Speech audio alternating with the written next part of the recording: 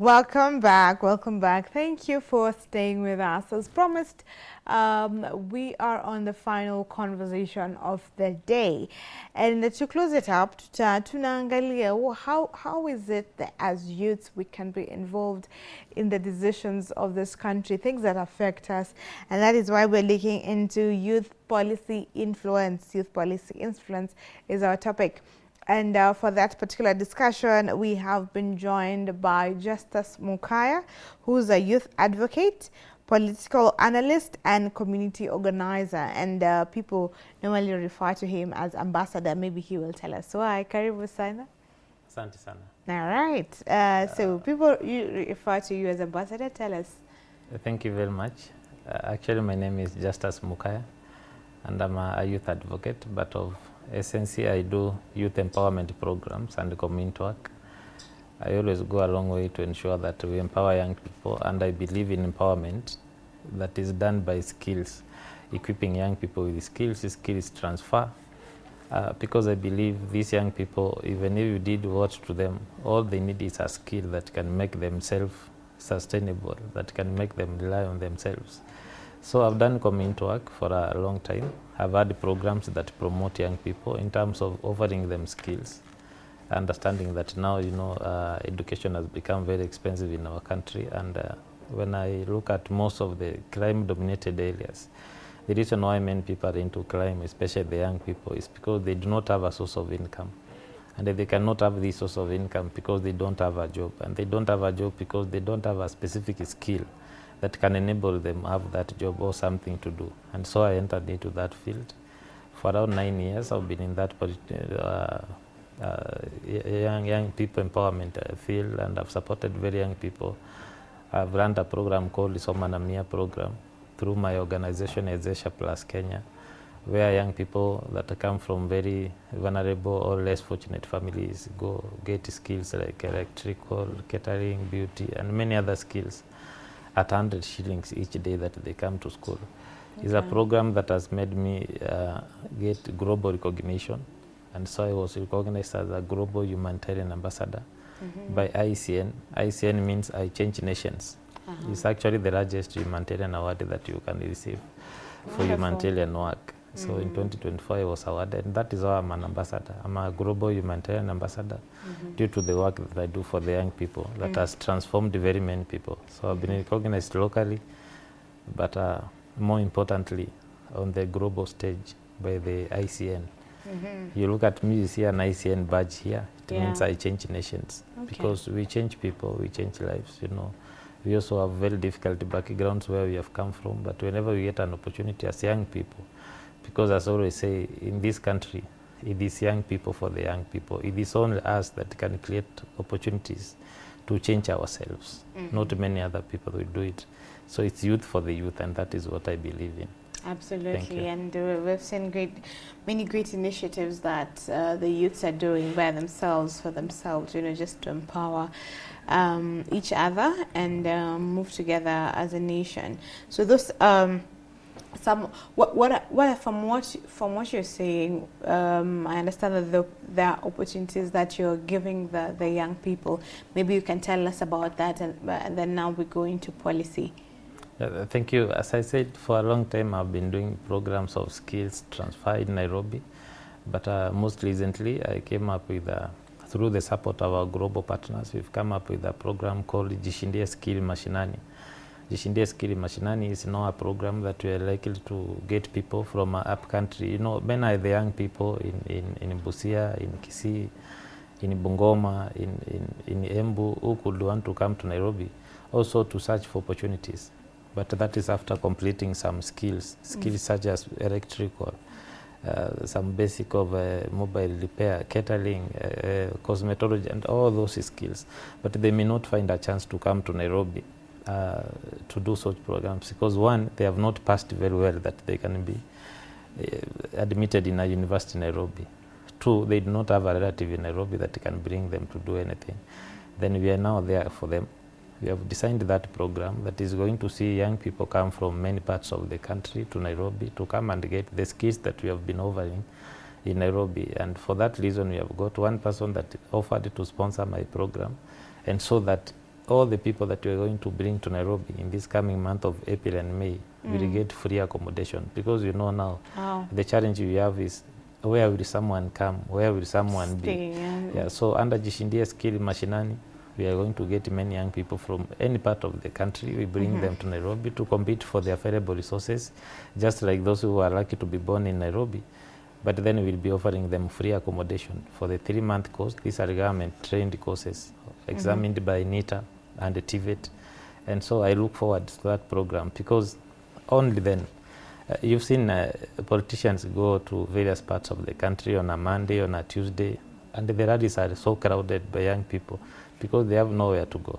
So we want to bring them here, offer them free accommodation, allow them to get the programs that we are offering, link them to attachments, link them to jobs, so that they go back and transform their families. That is what most lately I'm working on. Okay. So that from next month we have those young people come to Nairobi for the same. Wow, I think that is profound. Really, you're closing that gap, that employment gap, that even education gap, that's the skill gap that's there, and I think it's quite profound, and we will come back to it. But first, for that person who's watching and they don't understand how youth have influence, how can the Kenyan youth participate in policy? Is it open for them? In Kenya, most of the time, initially, young people have not been given an opportunity, a platform to participate in the governance, in the policy making, because you understand, myself and you, I think you are a fairly young person. You may be having very good ideas that could change a lot in the society that we live in. Sure. But unless you are given a platform, then you see you may not have, your views may not matter. So, we live in a country where young people are very much disadvantaged. We live in a country where young people get it difficult to even get tertiary education.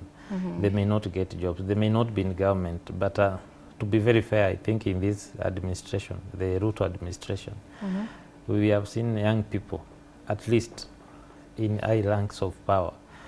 We've seen a PS in charge of security that is fairly a young person. We have seen PSS, young people. We have seen even young people participate in various levels of government. So I could say we are doing fairly better, but we've been living in a nation where young people are denied opportunities, and it doesn't matter how much you could make influence, unless you are given a platform, you may not make it. Young people may not be in entrepreneurship, because you understand in our country, you are taxed for an idea. You are a young person, you want to start a small business, you have to get a lot of licenses before starting the business, which means the idea is taxed even before they read business. But I can see young people, slowly we are getting into policy formulation. We have young people that are now very much focused, that are fighting for their space. We have seen young people achieve a lot. And I believe for an economy to do well, for an economy to be all inclusive, we need a lot of energy, and we need a lot of young energy. So yes, young people could be very influential in policy formation if given chance. So far we are given a little chance, but we could do better. But we need more as a nation. When young people say, looking at Kenya's population, which is largely the young people, yet they feel like their voices are not being heard. Why is this the case? We have seen instances, the Gen Z protests, there are many cases where they said we don't want this, but they're not being heard. So and again, the government would come and say, there are better ways to express yourselves, or you don't have to come out. But these better ways, are they being heard? Are they having the opportunities to go to the round table, to contribute to policy and whatnot? So why is it that their voices are not being heard? One challenge that we have also had from the young people is that most of our Kenyan young people also don't want to come out to institutions, or let me say they don't want to come out to platforms that matter, platforms that could give them a better hearing. Our young people could rather come to the streets and demonstrate, or attack badly people on social media. But if you called them today, come and participate. If there is something that is supposed, for example, we have had the infrastructure fund, we have had serious discussions on serious matters. Young people don't turn up. Though now, I'm saying we are doing better, but young people mostly have resolved to means of communication that are not very much procedural. And as you understand, unfortunately, a good number of our young people also, they do not want to get tired. They want easy ways of getting issues done. But I can say that at least, the other day you saw the president reshuffle cabinet, much as much it was not very big. You've seen him change like the bill that was dropped and the rest. So it doesn't matter how they have been heard, but I think young people of late, they are getting platforms. Only that we need to educate more our young people so that they come out in forums where they are called forums that matter, because any decision that is made in this country, in the governance of our country, affects young people more than everybody. So I think it's that we have not been ready to come out to constructive forums. Initially they said we were readerless. We cannot keep being readerless. We must have readers. We cannot be faceless. We must have readers. You should come ahead. You should come forward and speak for us. Now if we are readerless and we want to be heard, so who is going to come ahead? How are you going to discuss with people that are readerless? But I think we are doing better now as a nation. Okay. So then is it an issue of is it not an issue of knowledge that they do not know about these forums happening? You can come and discuss. There's, there's a say an organization like Kektenet, a think tank that does a lot on policy. They usually organize for events. Is it that the youth do not know about such forums when they happen? Is it that the word is not out, or as you've said, they just want to be on social media and talk on social media? Then why is it important, if that is the case, if it is yes, then why is it important for them to move or do both, at least be active on this side as well? I think it's not that young people are not aware of such forums. I think to say it at least is that young people initially have been demoralized in big ways, and they don't see anything motivating that can bring them forward. We have had this notion that even if you go and say your opinion, utaongea tu, lakini at the end of the day you are just there to it's a formality. So I think young people in most cases have been demotivated, but I'm saying a lot has changed. They need now to come out, and of course many of us also are just ignorant. People usually ignore, and we live in a handout nation where young people, you call them for a forum, they just first want to know, so what is there for us? So what are we going to come back with home? We've been in a country where those who have it wanatumia vijana vibaya, wewe ukuje upate kitu kidogo. So if you call young people today to a forum here in the University of Nairobi, few will come, because kwanza wanataka, you have to entice them, watakula nini na wataenda nyumbani na nini. So we are not yet there. Mahali vijana wanajua kwamba whatever decision that is being made on the table affects them. So I could say it's more of, they have been demoralized initially, but as per my assessment, we are doing better now. Okay. Yeah, especially the urban youth. They're doing better. So all we need to do is more education on young people. We put resources in making young people to understand why they matter, why they should participate, why they should come out in organized forums, why they should speak. So we need to do more in terms of civic education for the young people. All right. And speaking about that civic education, we have the elections that are coming up next year. And some people still have the perception of, as you've said, the demoralization. I'm not going to vote, so if I vote, it's already predetermined who might win. If I vote for my MP, so they don't have trust in the process, in the body, electoral body, in the judiciary. So how can we bring back or win back the trust of young people in our country, or how can you encourage them? Young people should know that if you try, you may fail. but if you don't try, you will surely fail. They need to know that, yeah, that if you give it a try, you may fail or succeed, but when you don't try, you will surely fail. So the issue of young people getting motivated, so that especially in terms of choosing leaders, they do not have an option. You see, we could come out today in millions and demonstrate, but you know we live in a democratic nation. Unless we democratically go to the ballots and we select and elect our leaders, then nothing much is going to change.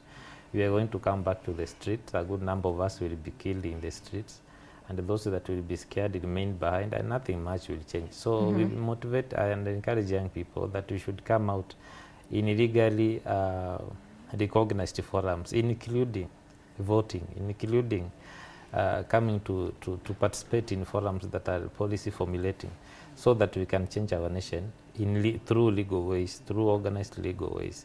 So yes, young people could say that, for example, their vote doesn't matter, and even if they vote, the outcome is predetermined. But let's do our part. Let's just practice your democratic rights, and leave the rest you. Do your part, you know. You know, at times you could come out and vote in a way that even the predetermined results, you know, hata wewe unashindwa.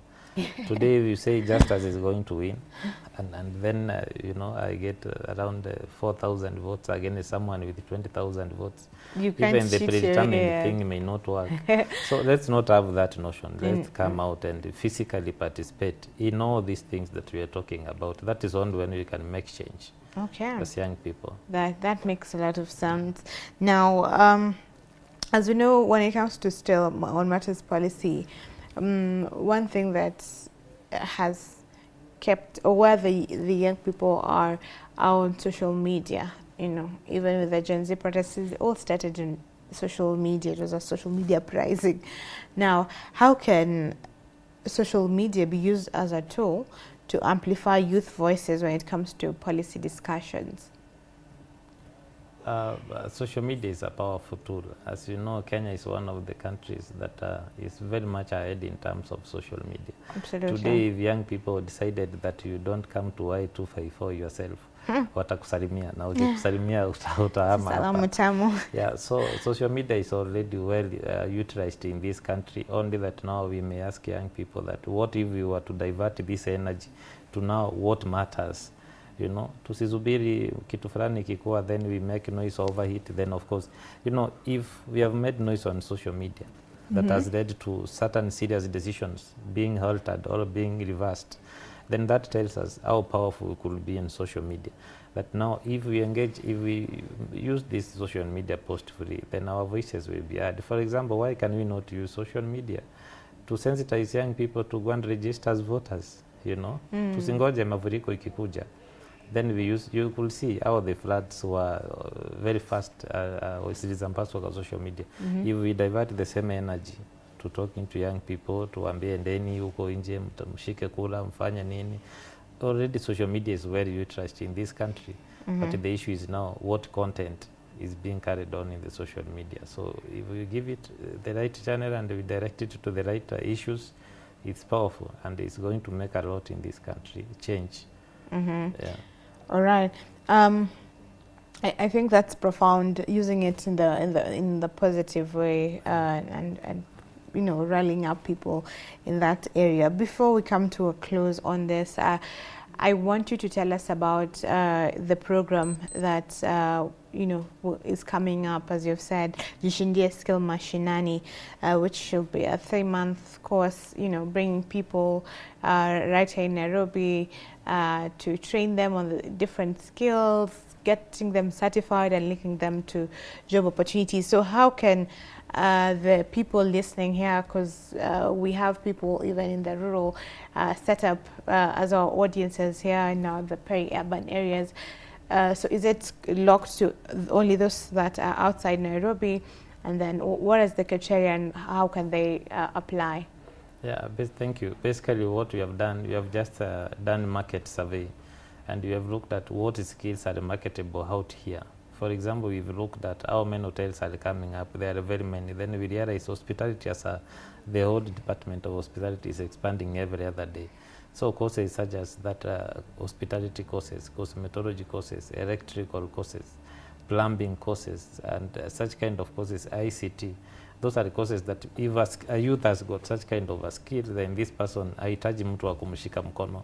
So jishindie skill mashinani is not limited to people in the up country alone, but it's basically for the youth in any part of this country. These young people are going to come to Nairobi. They are paying 30,000 shillings for a course that would have costed them 100,000 and such. Okay. You know, we could focus on those people wenye hawajiwezi vizuri. Wakishalipa ile 30,000 shillings, is going to take them through the entire course. Ile mtu amechukua, be it electrical, be it catering, whichever, when they finish. And of course, you know, we are giving them free ICT. Anybody coming, joining us, we train them free on computer studies and such. When they finish, we are going to take them for attachments, up to 90% of them, because we have had enough partners that take them somewhere, wanaenda wanakuwa attached and whatever. Okay. So what we are going to do to them, which has been hindering them from coming to study around Nairobi, we have provided them now with the free accommodation. This intake begins next month. And so we are appealing to young people kwamba kuliko wakae nyumbani wangoje wanasiasa waende huko alafu waende kuimba wanasiasa eti hiyo ndiye anatosha. Let them come to Nairobi. Let them come to us. This is a golden opportunity open to all of us. We understand shida ya watu ni pesa. Then let them come to Nairobi. Let's accommodate them for free. Let's train them for 3 months so that by September of this year, these young people, kila mtu atakuwa na kitu ya kufanya. And it's an opportunity that nobody should miss. It's an opportunity that is not being offered even by the government itself. So I'm appealing to young people anywhere. It doesn't matter what they scored in school. It doesn't matter where they left their school. Because you know of late, they are artisans. Hata kama mtu aliacha shule class 8, he always has something to do and will be examined. They sit for NITA examinations. Then we change their lives even before we go to policies. Because hata ukiita hao vijana wakuje kufanya policy and they have no content, they may not participate a lot. So let them ride on this program that we are giving them, which is a unique program. Jishindie skili mashinani, wakuje wasome. And when you allow me, I'll give them a contact that they can reach us. Yes, please give them, tell them how they can reach you. They can go to social media, waangalia Juromo Technical Training Institute on Facebook, and the rest they can find us. But at the same time, they can text us. You know, saa zingine wa Kenya hawasiki. They text, not call. They send a message, you know, say I'm Ann and I'm in this place. They send that text to 0702 033 889. 0702 033 889. Once you send your name there, then we are going to do a short list because men are the people making applications. But whoever will apply, we have now enough accommodation that is going to accommodate even if it was 2,000 young people. So 0702 033 889. Jishindie skili mashinani. Let them come study with us. Free accommodation and everything that we are going to offer to them. Attachments, free ICT. Then tubadilishe vijana wetu. I think that is what is best that we can offer to them. All right. Yes. Thank you very much for your time. Absolutely great initiative there. So young people, please go and skill up and, you know, upskill and get connected with opportunities. Tusiseme kila saa hakuna opportunities. And we are right about closing right now. And thank you for participating in today's discussion. We were talking about ni business gani on social media. Ni business gani ushaifanya ika backfire na ni lesson gani ulilearn, because we are here to learn from each other. Previously we had a business coach with us, and some of the comments we have here is Swat Mjoshi saying it was a bar and restaurant, ili backfire hata sikuamini. Good morning from Githurai. Pole manze. I hope ulichukua points from our previous guest on how you can get back. Manu Katel anasema mark me in. Kinywati James anasema kwa mgumu ndio suluhisho. Hapo sawa, rongumu. Johnsley anasema mimi nilianza nga project ya kuku, all of a sudden zikapata na ugonjwa na pia sikuwa na doza kuzinulia dawa, walai walikufa kuku wangu 100 hapo ndo nilijua projects zingine zinatakanga money on hands. If I had the capital to purchase the vaccine, kuku wangu hawangekufa. Manze, hiyo ni sad, pole sana. I believe that was a lot of capital. Lois anasema tuned. Bob anasema Gikomba kuza viatu kila mwaka walikuwa wanatuchomea soko ikabidi nimekumbuka Kirinyaga sio mbali. Manze, pole. I hope uko Kirinyaga ili thrive. Don anasema good morning. Clinton anasema kuza sambusa 20 bob but haiku make, pole manze, try ingine. Ale Kings anasema count me in. Miki anasema locked out Orchestrian massive. And those are some of the comments that we have received. We appreciate you, even those that have commented on Instagram as well. We appreciate you. Moses, shouting out to you from Instagram. Thank you very much. This has been our conversation once again on youth policy influence. And remember the Jishindie Skill Mashinani program coming up, and we've had Justus Mokaya as our guest, and right about now we're closing the show. Thank you. I've said thank you so many times. This is it. On behalf of the team, we wish you a lovely day ahead. Enjoy the rest of the programming. See you tomorrow.